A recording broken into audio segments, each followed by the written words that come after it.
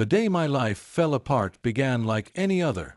The first light of dawn painted the quiet streets as I laced up my running shoes. Morning jogs were my sanctuary, a time to embrace the silence and let my thoughts drift. An hour later, I returned home, my heart steady and my mind clear. Through the soft glow of our bedroom window, I saw Lily, my wife of nearly 10 years, still asleep. Her peaceful face stirred a quiet joy within me. I tiptoed past her, collected my work clothes, and stepped into the bathroom to shower. Our mornings together had always been a comforting ritual. After my shower, I brewed fresh coffee and prepared breakfast. Moments later, Lily joined me, her warm smile as familiar as the scent of coffee that filled the air. She kissed my cheek lightly and poured herself a cup. "Good morning," she said, her voice still soft with sleep. We talked over breakfast about the day ahead. Lily's work as a pharmaceutical sales rep often kept her busy with late events and frequent trips. Meanwhile, I had a full day of data analysis at the tech firm downtown. It was the rhythm of our life, a steady cadence that I had grown to cherish. As I left for work, Lily called out from the doorway, "Love you." "You too," I replied with a smile, my heart warmed by the simple exchange. The workday began without incident, the hum of office life a familiar background. Around noon, I stepped into the break room for a quick sandwich and scrolled through my phone. That's when a notification caught my eye. Years ago, I had installed a tracking app on Lily's phone. It was a quiet safeguard, not born from mistrust but from the realities of her travel-heavy job. The app flagged any contact from unsaved numbers. That day, a new alert waited for me. I hesitated before opening it, a strange unease pooling in my stomach. When I tapped the notification, the screen filled with a thread of messages. As I read, my hands began to shake. The texts were explicit. Each line revealed a secret world I had never imagined. "Last night was incredible," the stranger wrote. Lily's response, flirty and shameless, made my chest tighten. In that moment, the life I thought I knew began to crumble. Lily, my steadfast wife, was betraying me. Her words with this stranger were laced with intimacy and desire. I felt the blood drain from my face. How could this happen? Was this just meaningless flirtation, or had it gone further? How long had she been lying to me? My mind raced with questions. Yet, amid the rage and disbelief, I knew I couldn't confront her. Not yet. I needed more. Proof. Clarity. The day that began with peace and routine ended with chaos spiraling through my thoughts. My entire world, once so steady, now felt like it was slipping through my fingers. The hours after discovering Lily's texts were a blur. I sat at my desk, barely able to focus as waves of anger, sadness, and disbelief rolled over me. How could she do this? For nearly 10 years, I thought we had built something unshakable, a marriage rooted in trust, love, and loyalty. Now, all of it felt like a cruel facade. By the time I drove home that evening, I had decided not to confront her immediately. I wanted answers, but not hastily delivered excuses or tears.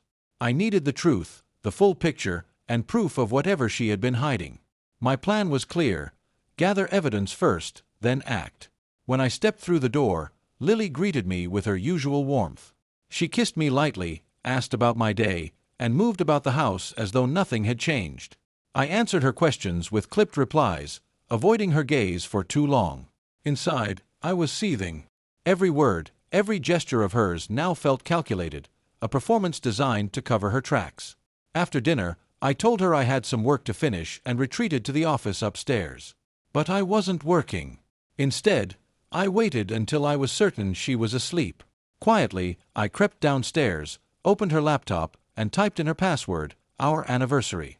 The moment the home screen loaded, I began searching. Her browser history had been wiped clean, but I found fragments, encrypted files and messages tucked into corners she must have thought were safe. Slowly, the pieces started to come together. Screenshots of explicit messages. Hotel reservations made on weekends when she'd claimed to be at conferences. A credit card receipt for a romantic dinner at a place we'd never visited together. And then, I stumbled upon a file labeled, "Just Us." My hands shook as I clicked on it. The video that played shattered whatever hope I had left. Lily appeared on the screen, her face glowing with passion as she lay entangled with another man. The man's face wasn't visible, but his voice and tattoos were clear. Their intimacy was undeniable. This wasn't a fleeting mistake, it was a fully formed betrayal, recorded and preserved as though it were something to be proud of. I slammed the laptop shut, bile rising in my throat. I staggered back, my world spinning. Everything I thought I knew about my wife and our life together was a lie. She had brought this man into her life, and by extension mine, with no regard for the devastation it would cause. The next morning, I couldn't look at her. I pretended to have a work emergency and left the house early. My mind was racing. Who was this man? How long had this been happening? I decided I needed help. I called my brother Caleb. If there was anyone who could offer advice, it was him. Years ago, his wife had cheated on him, and though their marriage had survived, Caleb understood the rage and pain I was feeling. When I told him what I'd found, his voice grew sharp with anger. He suggested hiring a private investigator to uncover everything. If I was going to confront Lily, he said, I needed all the evidence first. The investigator moved quickly, and within days, I had a complete timeline of Lily's affair. The man in the videos was Derek, a co-worker of hers. I had met him at several corporate events, a friendly, charming guy with a wife and young children. The audacity of it was almost unbearable. Derek had smiled in my face while betraying me behind my back. The evidence was damning. Text messages, photos of them at hotels and restaurants, even additional videos they had recorded together. They had been carrying on this affair for nearly 2 years, meeting whenever they traveled for work and even sneaking around locally when I was busy at the office. Armed with this proof, I decided it was time to confront them both. Confronting the reality of betrayal was one thing. Acting on it was another.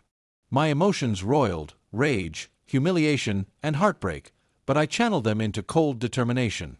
Derek, the man who had invaded my marriage, would face the consequences first.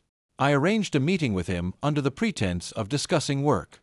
The setting was deliberate, a quiet, impersonal sports bar where I could control the narrative without distractions. When he arrived, his demeanor was casual, unaware of what awaited him. I placed a manila envelope on the table, filled with the evidence I had painstakingly collected: photos, receipts, text transcripts.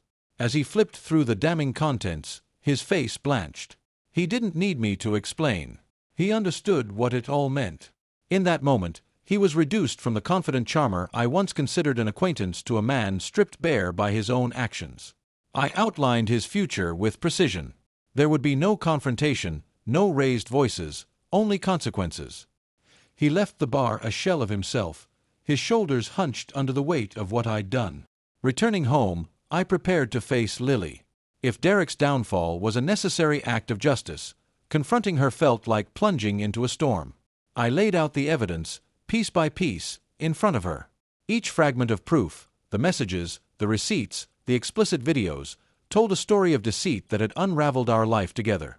Her face was a canvas of shock and despair, the mask of composure she'd worn for so long finally crumbling. She didn't deny it. She couldn't. Her emotions erupted: tears, apologies, desperate pleas for forgiveness, but her words were hollow against the reality of what I had uncovered. I didn't feel triumph, only loss. The person I thought I knew, the life we had built together, had been irrevocably tainted. I told her I wanted the marriage to end. I filed for divorce, pushed to sell the house, and sought custody of the children. The bond between us, once so sacred, now felt like a chain I was eager to break. Lily moved out within days. Watching her pack her things was a surreal experience. Each box she carried was a reminder of the years we'd spent together, now reduced to fragments of a life I no longer wanted to remember. Derek's life crumbled alongside hers. The investigator's final report confirmed that his wife had discovered the affair and filed for divorce. His career, too, was effectively over.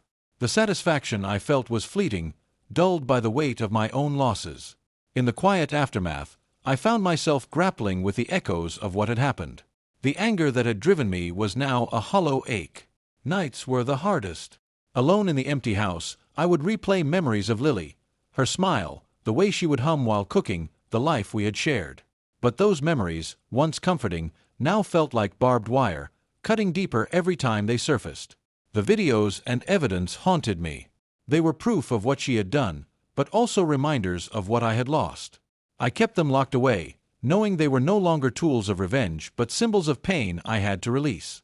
Though I had dismantled the facade of my marriage and enacted justice, the cost was immense. The life I had spent nearly a decade building was gone, replaced by an uncertain future. In the months following the end of my marriage, life felt like a series of fragmented moments, some filled with grief, others with determination. The house, once a home, became a place of transition. I sold it quickly, unwilling to stay surrounded by memories that felt hollow and cruel. Moving into a smaller space with the kids brought its own challenges, but it also gave us a fresh start. The children became my guiding light.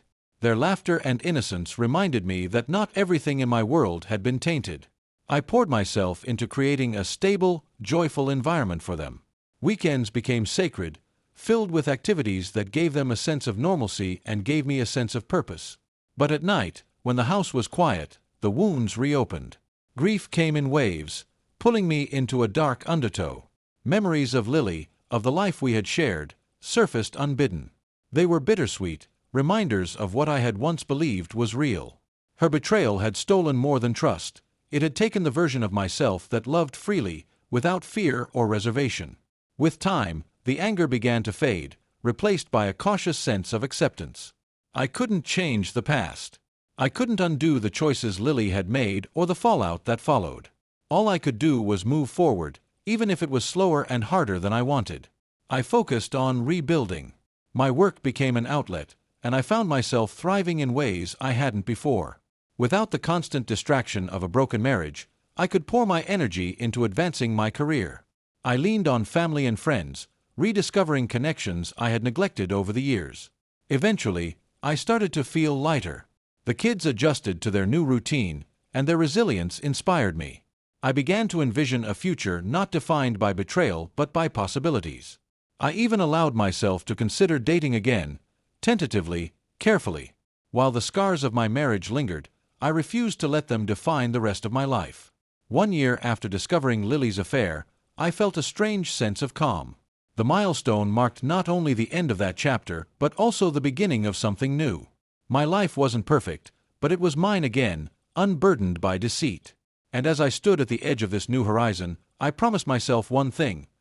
I would not let the pain of the past dictate the happiness of my future. If you found this story compelling, subscribe to my YouTube channel for more narratives that explore life's challenges and triumphs. Let's navigate these complex emotions together.